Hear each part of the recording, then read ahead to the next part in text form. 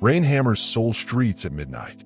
Neon signs bleed red and blue across wet pavement. The city is awake but hollow. Just the sound of water hitting concrete and the hum of traffic lights nobody obeys. Heron Chin's feet throb as she pushes through the Lotus Diner's kitchen door. Her manager's voice still echoes in her skull. You broke another plate. That's coming from your paycheck. 14 hours on her feet. 0 tips. Her phone screen is cracked. A spiderweb spreading across the corner from when she dropped it last week. She walks in a rain that soaks through her uniform instantly. The diner's neon sign flickers behind her. Yellow, off. Yellow, off. Like a heartbeat giving up. Her brother Marcus should be home by now. He's all she has left. Their mother gone 3 years, their father before that. Marcus works at the factory over the bridge. He'll answer. He always does. She digs her cracked phone from her apron pocket. Her thumb scrolls to his number. One more screen tap and he'll pick up, and she can hear a voice that sounds like safety. Hi viewers, kindly tell us where you're watching from and what time it is. Drop that in the comments right now. Her finger hovers. She's tired. Her vision blurs from exhaustion. She thinks she taps Marcus's contact. The rain drums louder. Thunder rolls somewhere far away. She doesn't see the wrong digit register. She doesn't hear the system connecting to a completely different number. One that belongs to a man who never answers unknown calls. The phone buzzes 3 times. Then a voice cuts through the static. Low, controlled, dangerous. You dialed the wrong number. Heron freezes. This isn't Marcus. The voice carries weight, the kind that makes your body know something is wrong even before your mind catches up. I'm sorry, sir. I didn't mean to. Then why am I hearing your voice at midnight? She should hang up. Every instinct tells her to hang up. But something in the way he said it, like he was asking a question that mattered, keeps her on the line. I was trying to call someone else. My brother. I'll hang up. The line stays open. She can hear movement in the background. The clink of glass. A man's voice saying something in rapid Korean she can't translate. Laughter. The sound of a card game in progress, somewhere expensive and protected. What's your name? Why is he asking? Why does his voice make her feel like she's standing on the edge of something? Heron, she answers without thinking. Heron Chun. Where are you, Heron? Outside the Lotus Diner. It's in. She doesn't finish. In the distance, a car door slams. Footsteps. Heavy ones. Her heart starts moving faster. She knows that footstep rhythm. She knows it like she knows pain. Marcus's voice never comes.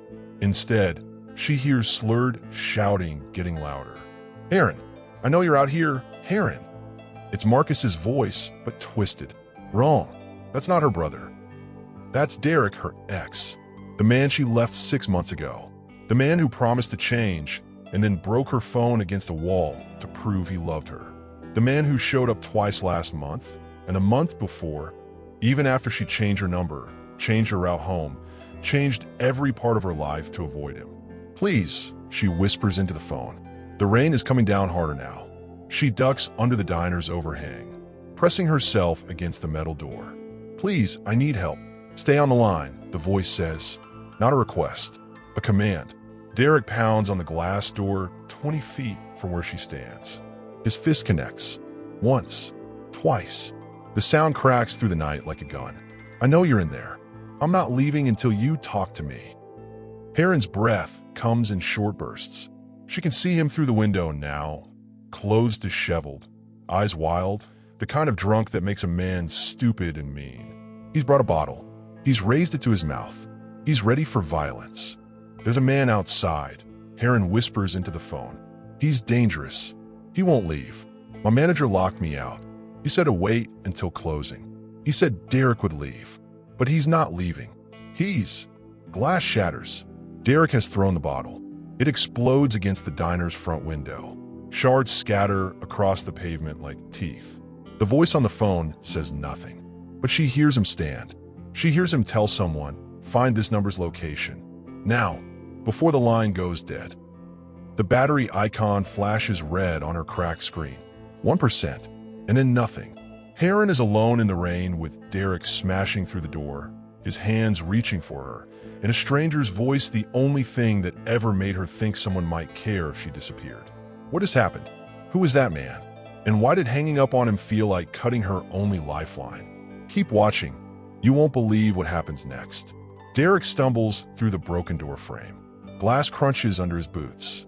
He's not looking at her face. He's looking at her body, the way men look when they've decided you belong to them.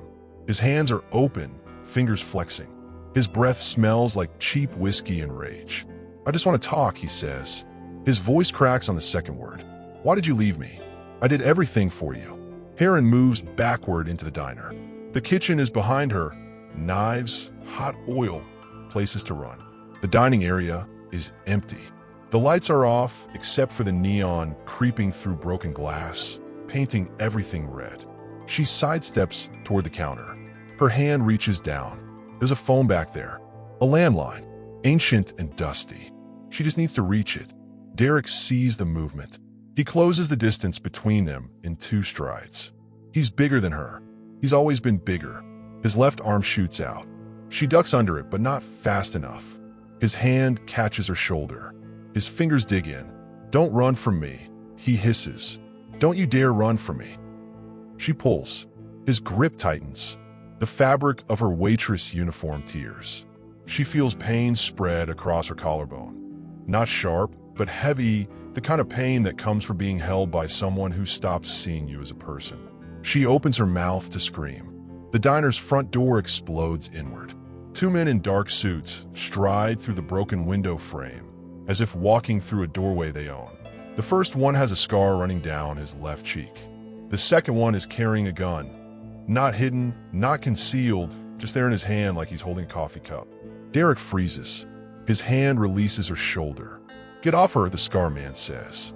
His accent is thick Korean underneath flawless English. "Do it now, or I remove your arm." Derek's face goes white. He stumbles backward.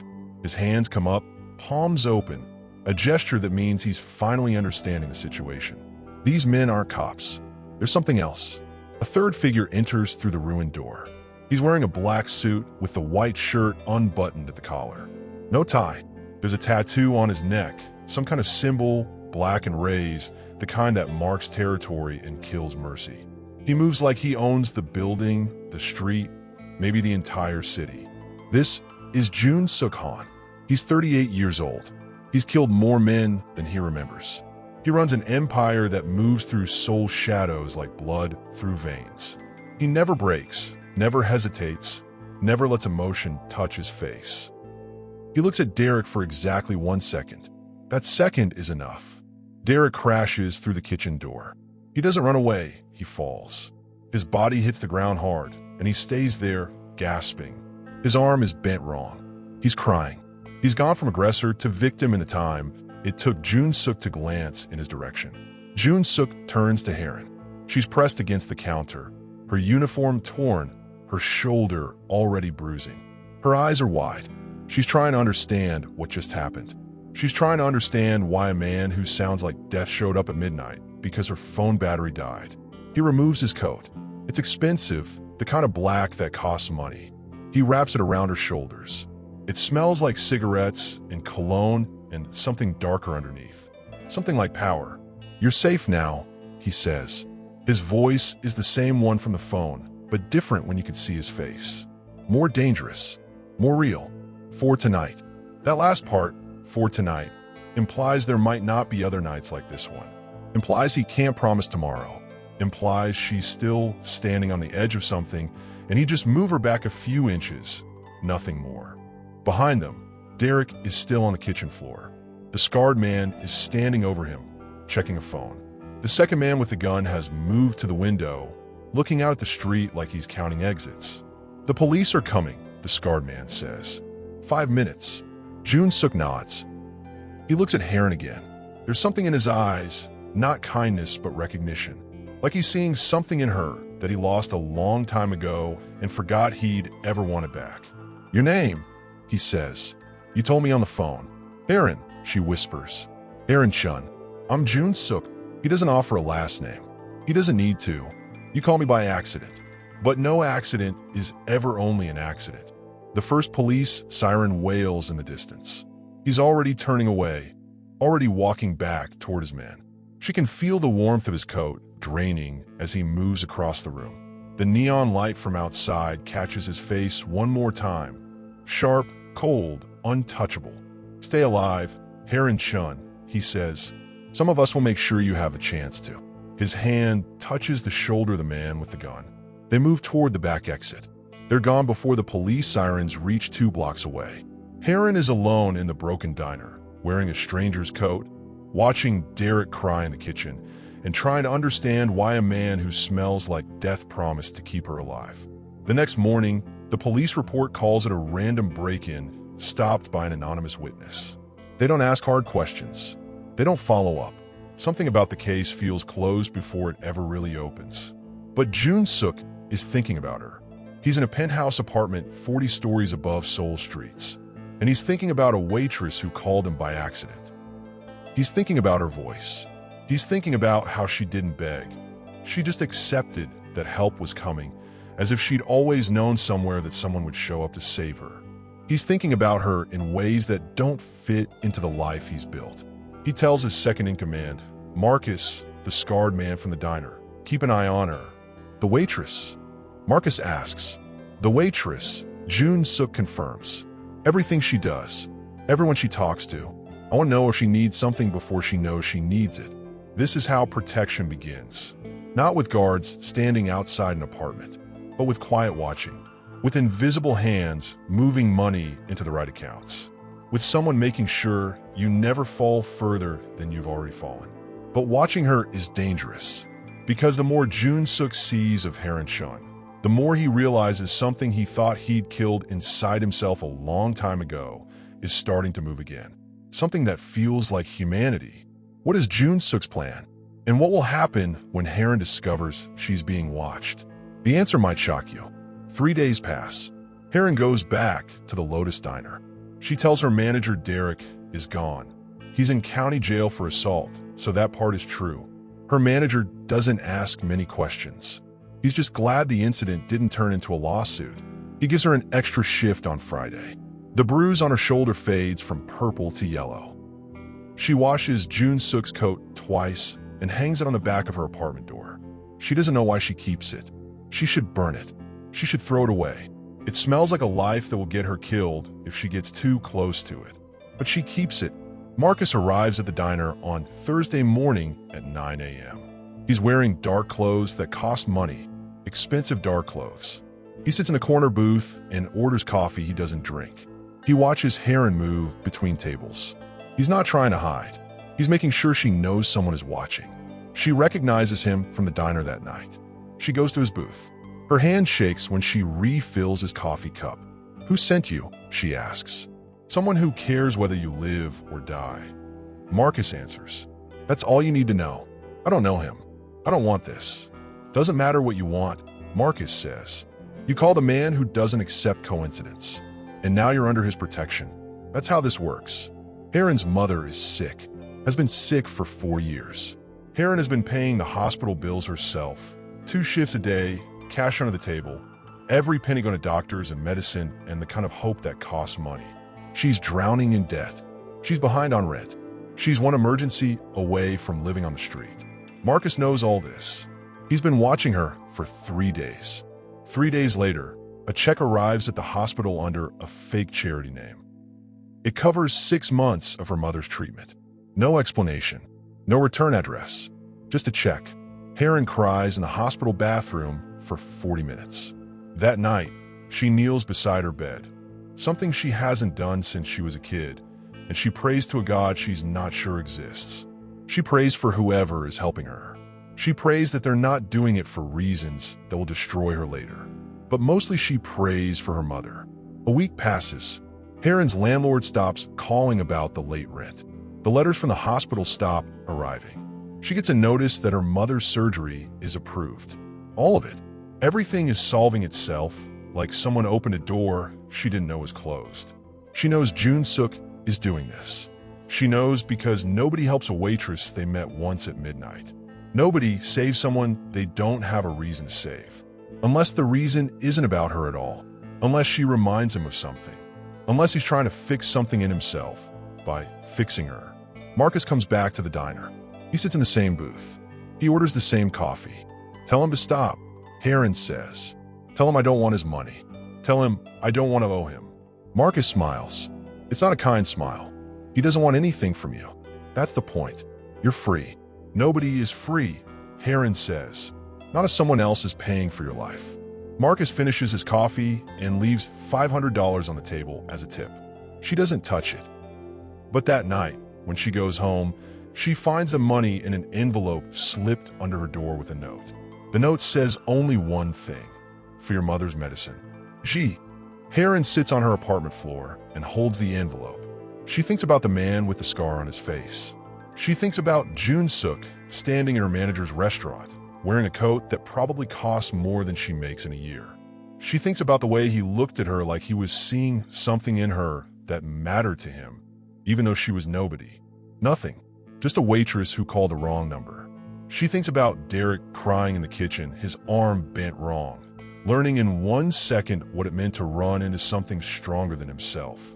She thinks about Jun-suk's hand on her shoulder when he wrapped his coat around her. She thinks about his voice on the phone. Some of us will make sure you have the chance to. She doesn't know it yet, but Jun-suk is changing. At that same moment, 40 stories above Seoul, he's in a meeting with his men.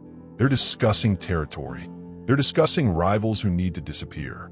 They're discussing the kind of violence that keeps an empire standing. It's the kind of meeting that's been happening every week for the last 5 years. But Jun-suk's mind is somewhere else. One of his lieutenants, a man named Taeyong, notices. Boss, Taeyong says. You're not listening. I'm listening, Jun-suk says. But he's not. He's thinking about a girl who doesn't know she's being saved. He's thinking about what it would mean if she ever found out. He's thinking about whether mercy is something you're born with or something you get back if you lose it long enough. The Nakamura crew is moving into the Dongdaemun district, Taeyong says. They're taking our territory. We need to respond. We need to respond hard. Normally, Jun-suk would order a response that ends with bodies. Lots of bodies. He would order it without hesitation. He would order it while eating dinner. He would order it like he's ordering coffee. Instead, he says, give them a warning. Let them know the territory is ours. But don't move on them yet. Not until we've exhausted other options. The room goes silent. Marcus looks at Taeyong. Taeyong looks at Marcus. Sir, Taeyong says carefully, are you feeling all right? Jun-suk doesn't answer. He just stands and walks to the window. Seoul spreads out below him. Millions of people, most of them struggling, all of them trying to survive in a city that doesn't care if they make it. Somewhere down there in a small apartment in a poor neighborhood is a girl who called him by accident.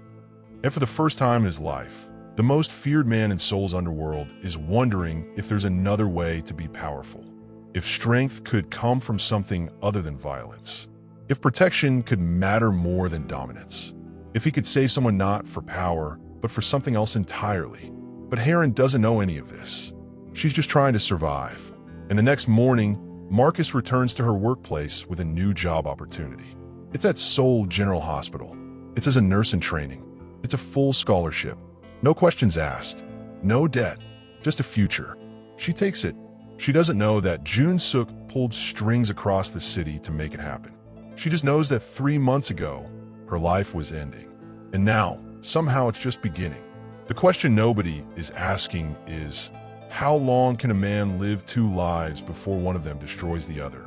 6 months pass. Heron is in her 2nd year of nursing school. Her mother is stable for the first time in 4 years.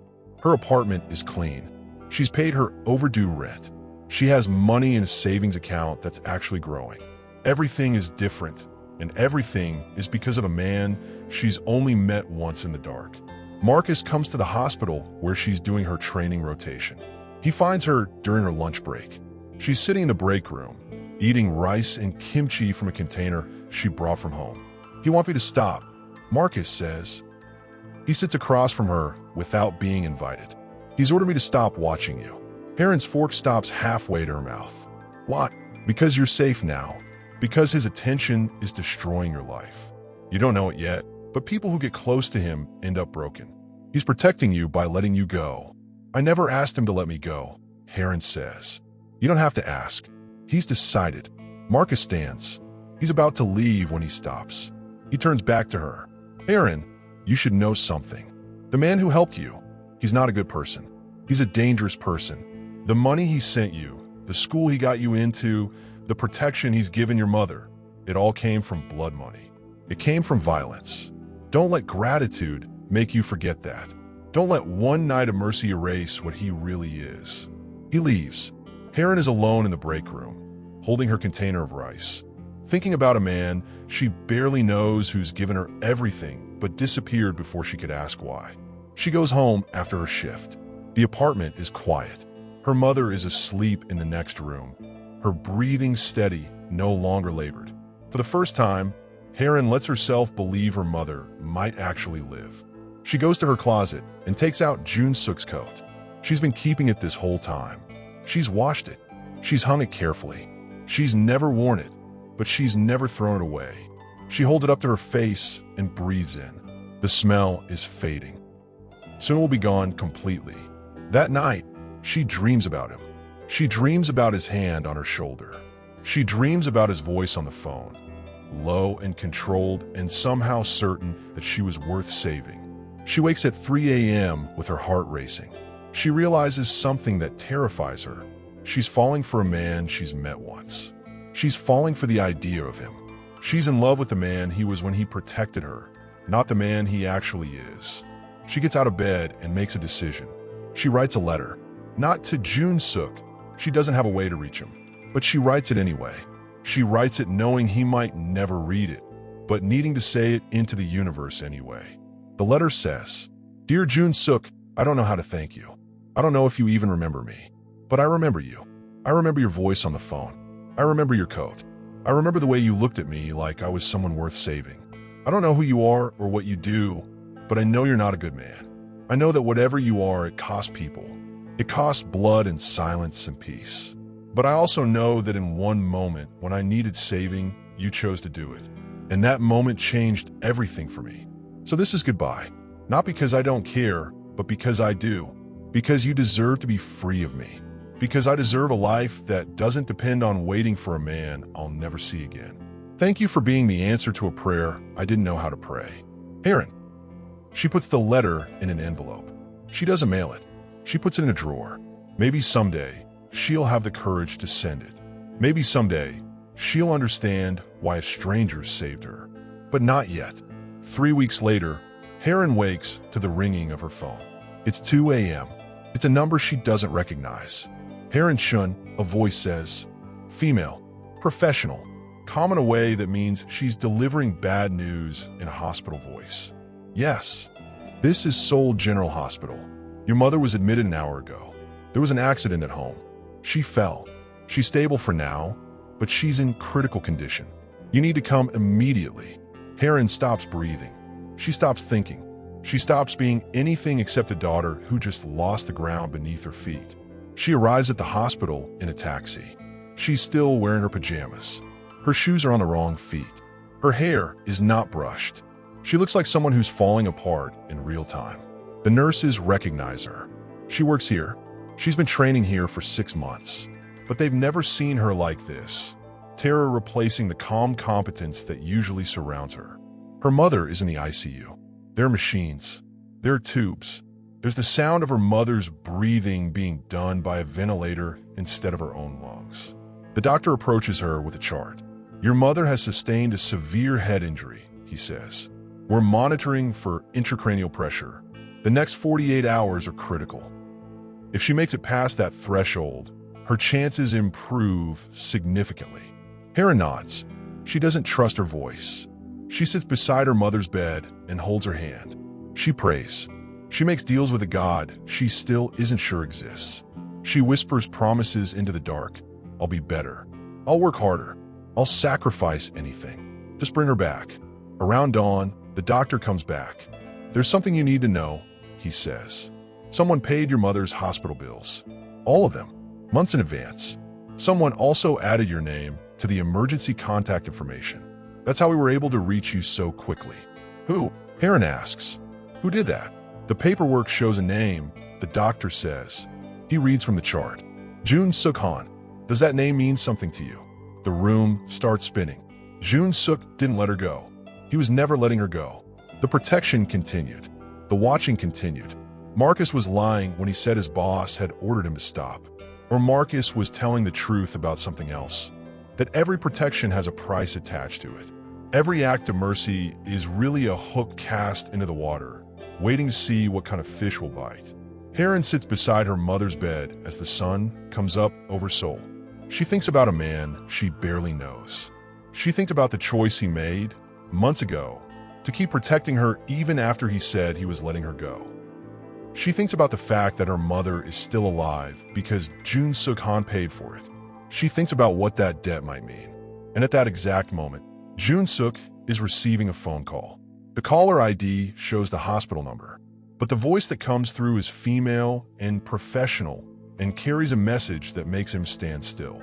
Mr. Han, this is Seoul General Hospital. We're calling because you're listed as the emergency contact for a patient. The patient is in critical condition. You need to come immediately. The patient's name is Ms. Heron Choi.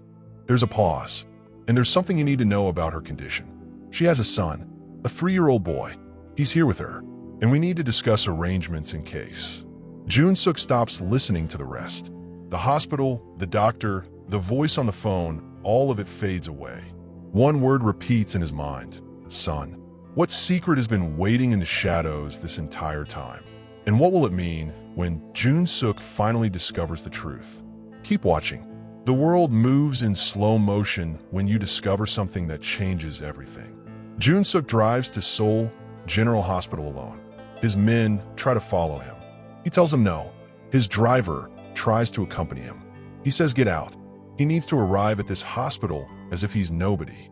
As if he's just another man walking into the ICU because someone he cares about is dying.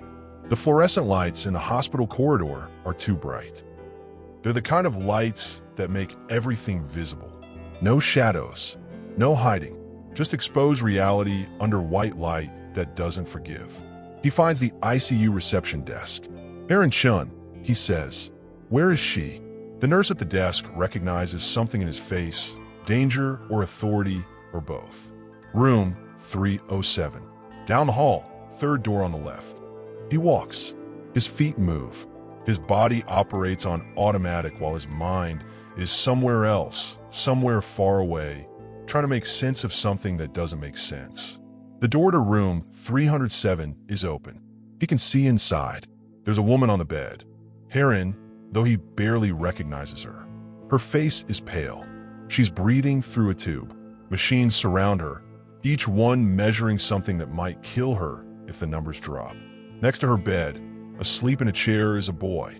He can't be more than 3 years old. He's clutching a worn teddy bear to his chest. His face is peaceful. His breathing is natural and steady. The boy has brown eyes. Even closed in sleep, Jun Suk can see they're not ordinary brown. They're the same shade as his own. Everything stops. A nurse approaches. She's wearing teal scrubs. Her name tag says Park Ji-won. She's carrying a file.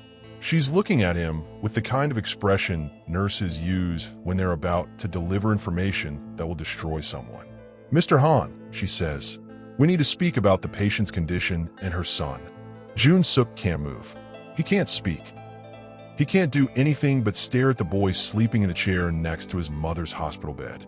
The accident was severe, the nurse says, but she's stable for now.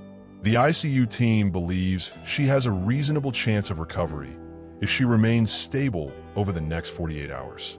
However, if her condition deteriorates, we need to discuss next of kin arrangements. How old is the child? Jun Suk asks. His voice doesn't sound like his own voice. 3 years old, the nurse says. Nearly 3.5, according to the records. Why do you ask? Jun Suk doesn't answer. He takes the file from her hands. He opens it. He reads the emergency contact information. He reads the admission notes. He reads the patient's medical history. Under the section labeled father's name, someone has written, Han Jun Suk. The file slips from his hands. It falls to the floor, papers scattering across the white tiles. Are you all right? The nurse asks. Do you need to sit down? He's not all right. He will never be all right again. He walks into the room. The machines hum around Heron's unconscious body. The ventilator rises and falls. The heart monitor creates a rhythm that means she's still alive, still fighting, still here in a way that matters. He approaches the chair where the boy is sleeping. The child's hair is black. His skin carries both their traces, Jun-suk's and Heron's, blended into a person who shouldn't exist but does. The boy is real. He's breathing. He's real in a way that Jun-suk has never understood something could be real before. Jun-suk kneels beside the chair. For the first time in his adult life, he's powerless. He can't order this situation away. He can't pay for it to be different. He can't kill it or manipulate it or control it.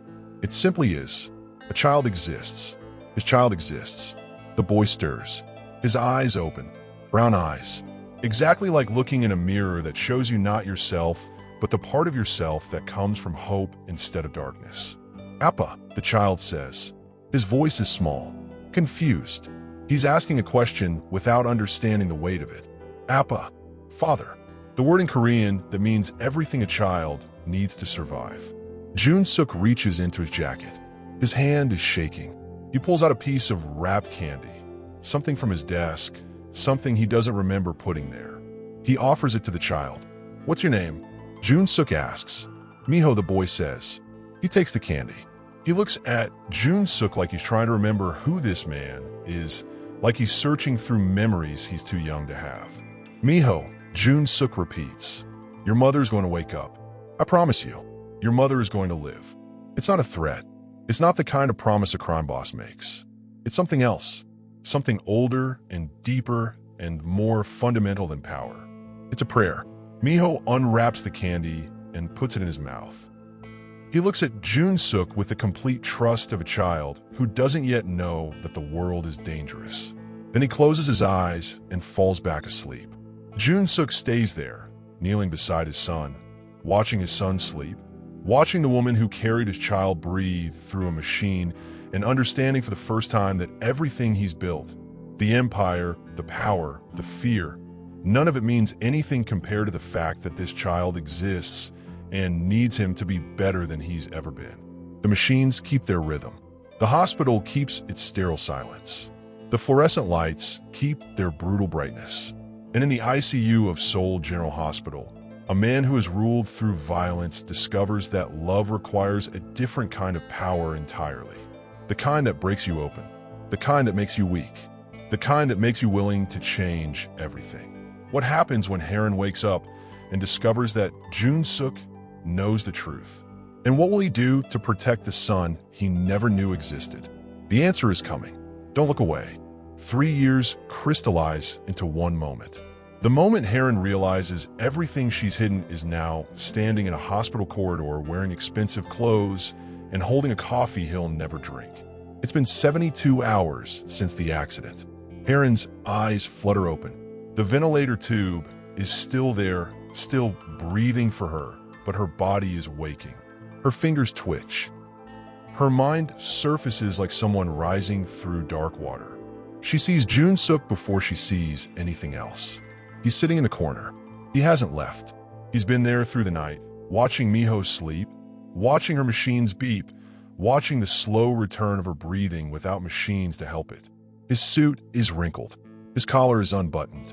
There's no gun visible, but there's something else, an exhaustion that doesn't belong on a man like him. A man who built his life on never showing weakness. A man who controls everything except what's happening in this room. Their eyes meet. Heron's throat is dry. The tube in her mouth prevents her from speaking. But her eyes ask the question her voice can't. How long have you been here? Jun-suk stands. He moves to her bedside. His hand hovers above hers like he's afraid to touch her. Like contact might shatter something. Like she might disappear if he confirms she's real. Don't try to talk, he says quietly. Your throat will hurt. You've been unconscious for 3 days. You were hit by a car. The doctors say you're going to be fine. You're going to live. Heron's eyes shift to the empty chair where Miho sleeps during the day. The chair is empty now.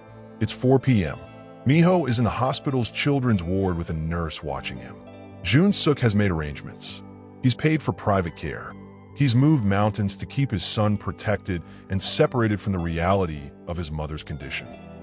"Your son is safe," Jun-suk says. "He's sleeping in the pediatric unit. They're taking good care of him." She tries to nod. The effort exhausts her. Her eyes close. Sleep pulls her back down.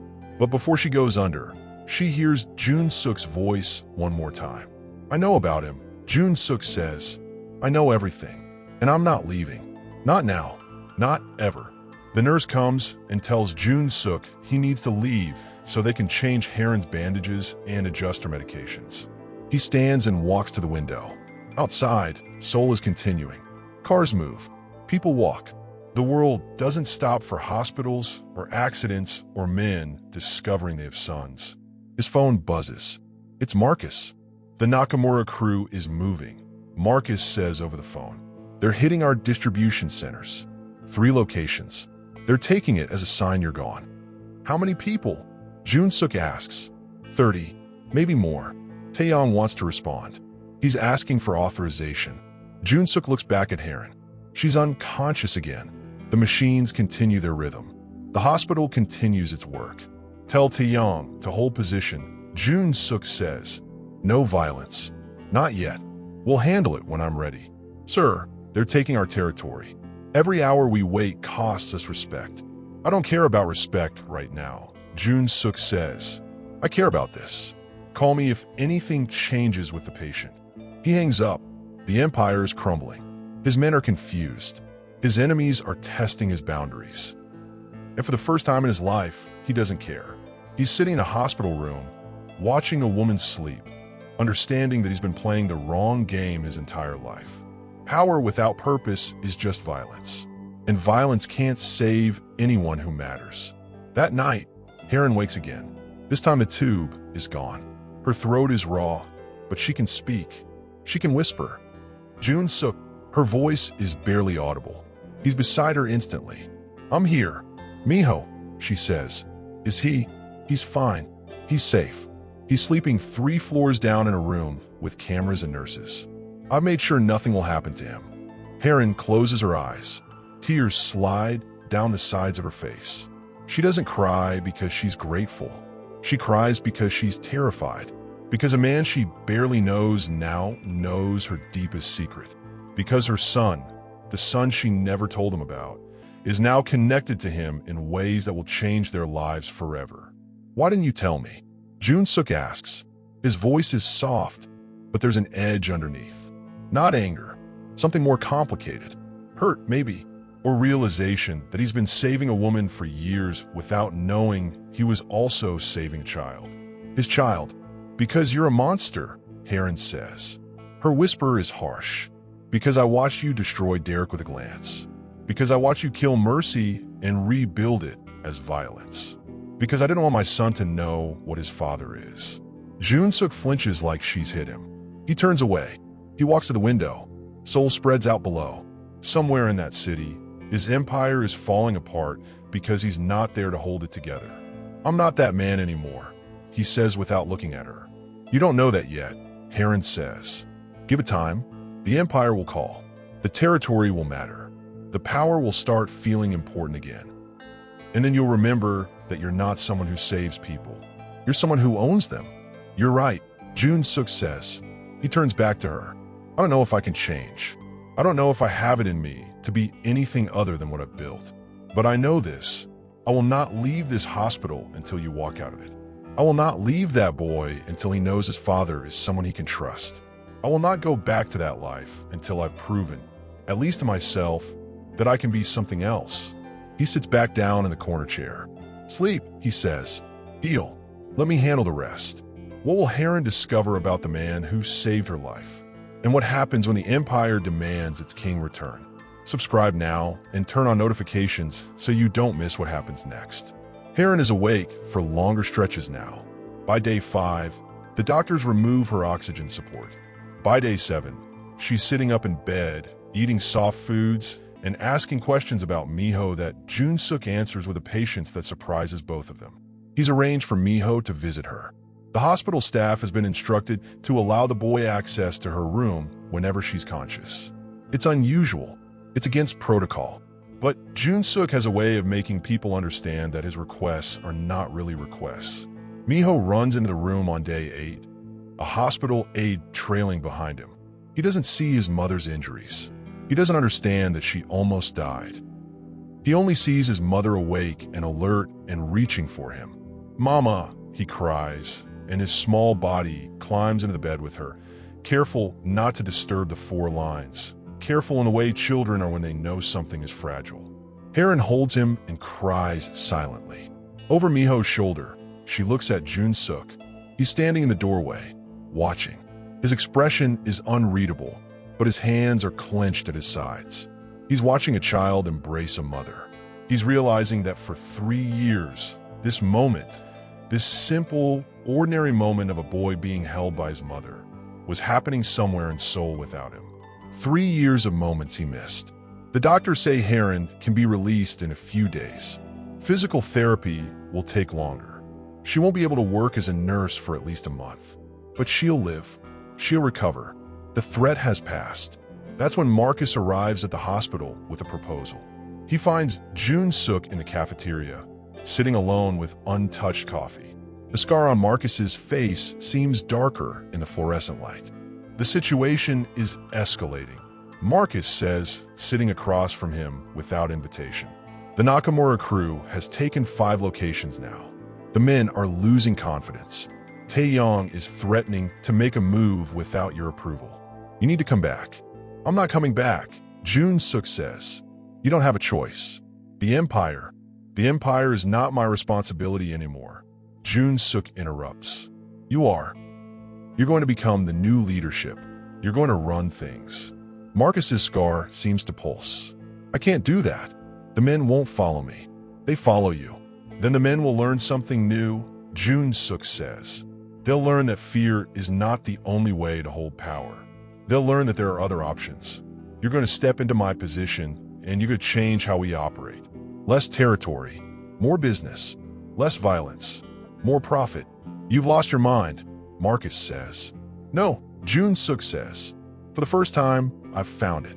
When Heron is released from the hospital, Jun Suk drives her and Miho back to her apartment. He carries her boxes of belongings. He helps her into the building. He stands at her living room like he owns it, which technically he does. He's been paying her rent for 3 years. We need to talk about what happens now, Jun Suk says. Heron sits on the couch. Miho climbs into her lap, finally feeling safe enough to fall asleep against her chest. I'm leaving Seoul, Jun Suk says. Marcus will handle the transition. The Empire will continue without me. But I'm not leaving you. I'm not leaving him. What are you saying? Heron asks. I'm saying I want to be his father. Not just biologically, not just a name. Actually, every day, every moment. I'm saying I want to know him. I want him to know me. And I'm saying, he pauses. He looks at her, really looks at her. I'm saying I want to know you. Not the woman you had to become to survive. The woman you actually are underneath all of this. Heron doesn't answer immediately. She's holding her son. She's sitting in an apartment she couldn't afford without Jun Suk's help. She's looking at a man who has spent 3 years saving her without her permission, and now he's asking her to let him stay. If you do this, she says finally, you can't come back. You can't go back to the Empire. You can't be both. You have to choose. I choose this, Jun Suk says immediately. I choose him. I choose you. I choose something different. But that night, as Heron is putting Miho to bed, her phone rings. It's Marcus. His voice is tight, controlled in the way it gets when someone is dying. There's been an attack, Marcus says. On Jun Suk's apartment, the Nakamura crew. They're moving now. They know he's vulnerable. They know he stepped back. Is he? Heron's voice breaks. He's not at the apartment. He's with you. But they're not going to stop. They're going to keep pushing. They're going to try to create pressure. They're going to try to force him back into the game. Heron hangs up. She goes to the living room where Jun Suk is sitting, looking out the window at Seoul below. Your apartment, she says. There's been an attack. Jun Suk nods. He already knows. His phone has been buzzing all night. He's been ignoring it. They're testing me, he says. They're trying to see if I still care. If I'll go back. If I can be pulled back into that life. Can you? Heron asks. Jun Suk turns to her. Yes, he says honestly. If something happens to you, or Miho, I can. I can become that man again. I can destroy everything standing in my way. But that's not what I want to be anymore. He stands. He picks up his phone. He calls Marcus. Tell the Nakamura crew that any move against my family will be their last move, Jun-suk says. His voice is calm, but it carries the weight of 1,000 bodies. Tell them that I've stepped back from the empire, but I have not stepped back from protecting what's mine. And then offer them peace. Real peace. Territory expansion in exchange for respecting the line. They'll take it. Everyone wants to win without dying. He hangs up. Tomorrow, he says to Heron, we're leaving Seoul. We're going somewhere small. Somewhere quiet. Somewhere Miho can grow up without knowing what his father's name means. Can you do that? Can you leave with me? Heron looks at her son, sleeping in the next room. She looks at the man, standing in her living room. She looks at the life she's been building, careful, quiet, terrified. She thinks about that first night, the wrong number, the voice in the dark, the man who showed up at midnight and changed everything. Yes, she says, I can do that. But as they're packing the next morning, there's a knock on the door. Not a gentle knock, a demanding knock. Jun-suk tenses. His hand moves toward his jacket before he stops himself. He's trying not to be that man anymore. He's trying to choose differently. He opens the door. It's not the Nakamura crew. It's worse. It's the police. And they're looking for him. They're looking for the man who orchestrated the downfall of rivals and the discipline of subordinates. They're looking for Jun-suk Han, and they have a warrant that says he's connected to activities that span decades. What happens when the past catches up? And can love survive when the law demands its price? Keep watching. The detective's name is Park Jae-ho. He's 45 years old. He's been tracking Jun-suk's organization for 7 years. He's never had enough evidence. Until now. Han Jun-suk, the detective says, reading from a sheet of paper. You're under arrest for conspiracy, racketeering, money laundering, and assault. You have the right to remain silent. Jun-suk holds up his hand. I understand my rights. I'm not resisting. I'm coming with you. Heron moves toward him. Miho cries from the bedroom. The apartment fractures into chaos and silence at the same time. No, Heron says. No, you can't. You promised. You promised you were done. I am done, Jun-suk says. But being done doesn't erase what came before. There are consequences for the life I lived. I understood that when I made my choice. I accepted that. The detective is reading him his rights. 2 uniformed officers are standing in the doorway. This is real. This is happening. Take him, Jun-suk tells the police. But I'm requesting a lawyer. And I'm requesting that my legal representative contact social services to ensure this child has everything he needs while I'm detained. You're doing this, Heron says. Her voice breaks. You're choosing this. I'm choosing to face what I've done, Jun-suk corrects. That's different. That's not about them. That's about me being the man I said I wanted to be. A man who owns his choices instead of hiding from them. They take him away. The detective escorts him to the police car. Heron watches from the window, holding Miho, who doesn't understand what's happening but knows something is broken. At the station, Jun-suk gives a statement. He confesses to activities that span a decade. He names partners. He identifies locations. He gives the prosecution everything they need to build a case that will send multiple men to prison. His lawyer, a woman named Kong Soo-mi, sits across from him in an interrogation room. You're destroying yourself, she says. You're throwing away your entire future. I'm building a different future, Jun-suk says. One where I can look my son in the face and tell him the truth about who his father is. One where I'm not running. One where I'm not hiding. You'll get 15 to 20 years, Soo-mi says. Maybe more if the judge is harsh. I know, Jun-suk says. That's acceptable. The trial takes 3 months.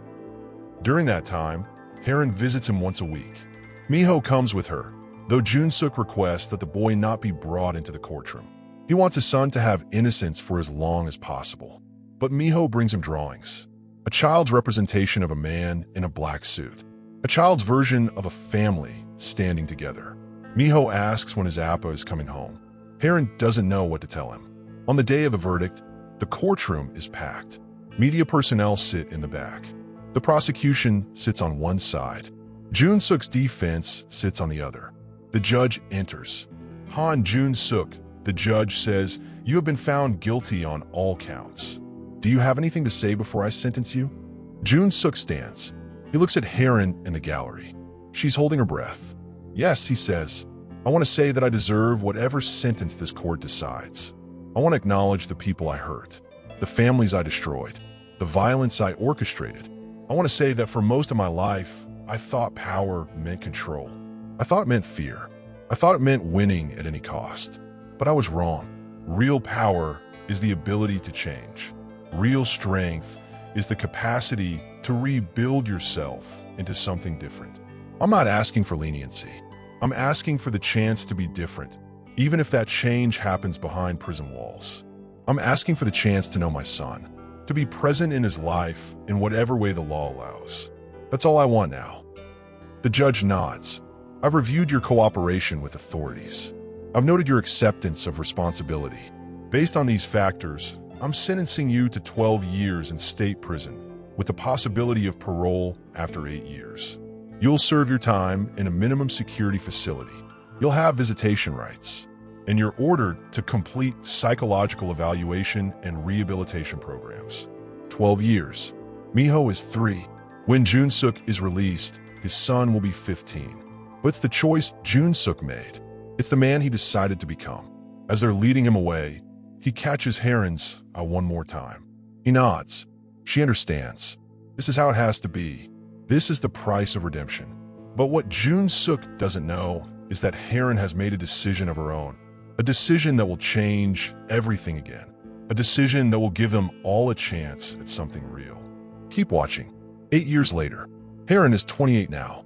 She's a full-fledged nurse at Seoul General Hospital. She's raising Miho in a small house in a quiet neighborhood. She's built a life that doesn't depend on anyone else. She's independent. She's strong. She's alone, but not completely alone. She visits Jun-suk once a week. Every Thursday at 2 p.m., she brings Miho. The boy knows his father through these visits. He knows him as a man who reads books in prison, who takes educational classes, who changes life while paying for his past. Miho is 11 now.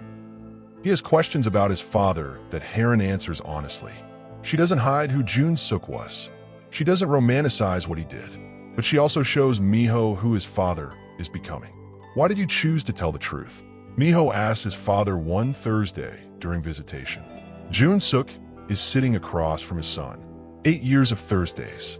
8 years of missed moments that can never be recovered. But also 8 years of being present, being constant, being real. "Because I discovered something," Jun-suk says. "I discovered that living a lie was more exhausting than living the truth. And I discovered that I had something worth saving. You, your mother, the possibility of being someone different." The parole board meets in 6 weeks. Jun-suk is eligible.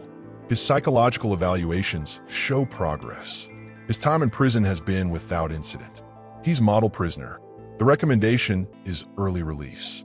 But Heron has her own recommendation. She's written a letter. She's given a statement to the parole board. She's told them that she supports Jun-suk's release on one condition. That condition is marriage. Jun-suk doesn't know this yet. Heron hasn't told him. She's decided she wants to see his face when he hears. She wants to see the man who has spent 8 years thinking about his family, about redemption, about being different. She wants to see what happens when someone who has lost everything is offered something back. The parole hearing happens on a cold February morning. Jun-suk sits in front of the board. They review his file. They discuss his case. They recommend early release. It's approved. He'll be free in 2 weeks. But before that, Heron asks for a private visitation. She brings Miho with her. They sit in the visitation room. Jun-suk can see something is different about today. There's something in Heron's eyes. Something like hope. "You're being released," Heron says. The parole board approved it this morning. Jun-suk's expression doesn't change much. He's learned control over 8 years. But his hands grip the table tighter. 2 weeks, he says. "I'll be out in 2 weeks." "I know," Heron says. She reaches into her bag. She pulls out a small box. Inside is a simple ring. "I want you to marry me." Not because I owe you anything, not because you saved me, but because I choose you. I've spent 8 years watching you become a man I respect. I've watched you be a father to our son, even through prison walls. I've watched you accept the consequences of your past instead of running from them. And I want to spend the rest of my life with that man. Jun Suk can't speak. His eyes are wet. His breathing is difficult. Miho reaches over and takes the ring. He puts it in his father's hand. Say yes, Appa. Miho says, Mama is asking you to be our family. When Jun Suk is released, there's no press. No public spectacle. Just a small ceremony at a courthouse. Heron and Miho are waiting for him outside. They get married that afternoon. The paperwork is simple. The exchange of rings is honest. The moment is real in a way that nothing else in his life has ever been. As they're walking away from the courthouse, Heron takes his hand. We're going to build a normal life, she says. You're going to get a job. You're going to be a father to Miho. You're going to be a husband to me. You're going to wake up every morning knowing that you were given a second chance. And you're going to spend every day earning it. I will, Jun Suk says. Every single day. That night, they're sitting in their living room. Jun Suk on the couch for the first time since his release. Miho is asleep. The city is quiet outside their window. Seoul continues below, but they're outside of it now. They're free of it. Heron is curled against Jun Suk's chest. Do you remember, she says, the night everything started? The wrong number. I remember, Jun Suk says. I remember your voice. I remember knowing in that moment that something was different about you. I think, Heron says, that there are no wrong numbers. Only the numbers that change your life. Jun Suk holds her tighter. He thinks about the man he was. He thinks about the man he became. He thinks about how sometimes the only way to become powerful is to surrender everything. The next morning, Jun Suk starts his new job. He works as a security consultant for a private firm. Nothing like his old life. Nothing connected to his past. Just an honest job with honest wages and the satisfaction of doing something that doesn't hurt people. He walks to work. He takes the subway. He's invisible. He's free. What happens when the past refuses to stay buried? And what will Jun Suk do when someone from his old life tracks him down? Subscribe and turn on notifications so you don't miss the final chapter. 6 months of peace. 6 months of waking up to the same woman. 6 months of being a father to a boy who's starting to understand that his Appa is more than just a prisoner he visits. He's someone real. Someone present. Someone trying. Miho is growing. He's starting middle school. He has friends. He plays soccer. He's learning to be a kid in a way that Jun Suk never was. That alone is worth everything. But one evening, there's a knock on the door. Jun Suk is cooking dinner. Miho is doing homework. Heron is at work, pulling a night shift at the hospital. Jun Suk answers the door without fear. He's not that man anymore. There's nothing to fear from his past. It's Marcus. The scar man looks older. He's gained weight. He looks tired in a way that money can't fix. I need to talk to you, Marcus says. Jun Suk steps outside. He closes the door behind him so Miho doesn't see. The business is struggling. Marcus says, everything we built is falling apart. The Nakamura crew has expanded. The territorial wars are getting worse. Men are dying. I'm being asked to bring you back. To unify the organization again. No, Jun Suk says immediately. You don't understand, Marcus says. The men are loyal to you. They won't follow me. Without you, the empire dies. And when the empire dies, everyone in it dies. There's going to be blood in the streets. Jun Suk looks back at his house. Through the window, he can see Miho sitting at the table, working on homework. He can see the life he's building. Small, quiet, real. Let it die, Jun Suk says. You're condemning people. I'm freeing them, Jun Suk corrects. I'm giving them the chance to become something different, just like I did. Marcus looks at him for a long time. Then he nods slowly. I came here to ask you to save the empire, Marcus says. But looking at you now, I realize the empire already destroyed itself the moment you decided to leave it. You were the only thing holding the violence together. Now it's going to tear itself apart. That's not your fault. That's just how it ends. Marcus turns to leave. He stops on the sidewalk. For what it's worth, he says, I'm glad you got out. I'm glad you found something that matters more than power. He walks away. Jun-suk stands in the doorway of his small house, looking at the life he's built with the woman he saved and the son he never knew he had. He thinks about the night everything changed. He thinks about a wrong number. He thinks about fate and coincidence and the strange mathematics of lives intersecting at exactly the right moment. He goes back inside. Miho looks up from his homework. "Who was that?" Miho asks. "Someone from before?" Jun-suk says. "Someone from when I was a different person." "Are you going back to that?" Miho asks. There's fear in his voice. A boy afraid of losing his father. "No," Jun-suk says. "I'm not. That life is finished for me. I chose something different. I chose this. I chose you." He sits down at the table with his son and helps him with his homework. They work together quietly until Heron comes home from her shift. She's tired. Her feet hurt, but she smiles when she sees them. She sees her family. She sees the man who showed up at midnight and changed her life is still showing up, still choosing, still here. The three of them eat dinner together. They talk about Miho's soccer game. They talk about Heron's shift at the hospital. They talk about the small, ordinary moments that make up a life. They don't talk about empires or violence or the past. Later that night, after Miho is asleep, Heron and Jun-suk stand on the balcony looking out at Seoul below. The city spreads out like a living thing, millions of stories happening simultaneously. "Do you miss it?" Heron asks. "The power? The fear?" "Sometimes," Jun-suk says honestly. "But then I remember what it cost me. And I remember what I have now. And I choose this. Every day I choose this." Heron takes his hand. "That's the real power," she says. "The ability to choose differently. The ability to change when everyone expects you to stay the same." They stand together in silence, watching the city they've left behind. Somewhere down there, men are fighting for territory. Somewhere down there, the empire is collapsing without him. Somewhere down there, chaos is replacing order. But here, in this small house in a quiet neighborhood, there's something different. There's a man who learned to be human. There's a woman who learned to forgive.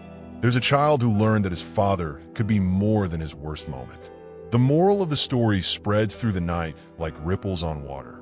Sometimes the wrong call brings you to the right life. Sometimes the most dangerous man can become the most important father. Sometimes mercy wins not through violence, but through the willingness to change. Jun-suk holds Heron close. "Thank you," he says, "for calling me by accident." "Thank you," Heron says, "for answering." And in that moment, in that small house in that quiet neighborhood, a story that began with rain and a cracked phone screen ends with sunshine and the sound of a child sleeping safely nearby. A story about redemption. A story about second chances. A story about how one wrong number can change everything forever. The empire falls. The territory is lost. The power dissolves into memory. But the family remains. That's the real strength.